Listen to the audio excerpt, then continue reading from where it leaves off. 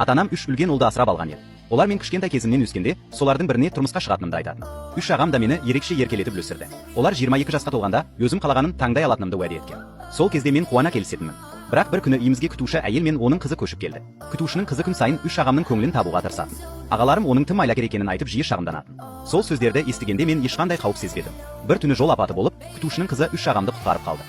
Сол күннен кейін ағаларымның маған деген көзқарасы біртіндеп суый бастады.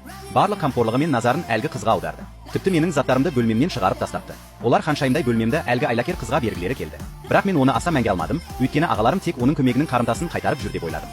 Сол түні мен қойма бөлмесіне көшіп кірдім. Бір күні қонақ бөлмеде тамақ ішіп отырғанда, күтуші әйел әдейі қолыма қайнаған су төгіп жіберді. Ол тек 3 ағамның кімге көбірек жанашырлық танытатынын, өз қызына ма, әлде маған ба көргісі келген екен. Мен бірден оның әдейі істегенін айттым. Бірақ күтушінің қызы мені анасын жала жапты деп айтады.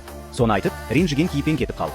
Оны көрген 3 ағам мені қатты ұрысты. Тіпті мені қатыгез әйел деп кінәлады. Дәл сол сәтте ғана олардың бұрынғыдай мені жақсы көрмейтінін түсіндім. Көзімді ашқанда, ата-анам төсегімнің жанында отыр екен. Асыранды 3 ұлдың мені қорлағанын білген әкем ашуланып, олармен болатын некені бұзғысы келді. Бірақ мен әкемнің ұсынысынан бас тарттым. Сосын мойнымдағы алқаны шығарып көрсетіп, мен 3 күн бұрын неке куәлігін алып қойғанмын, дедім. Сол күні таңертең ерте неке тіркеу бөліміне барған едім. Бірақ кеш жабылар уақытқа дейін ағаларымның ешқайсысы келмеді. Оның орнына күтушінің қызынан келемеждеген хабарлама алдым.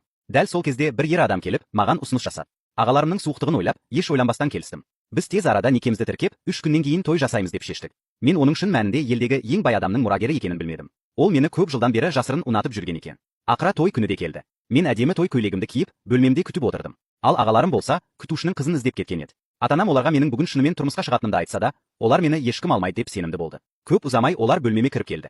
Ағаларым мені мазақтап, бізден басқа сені ешкім әйелдікке алмайды, деді. Бірақ келесі сәтте менің күйеу жігітім пайда болды.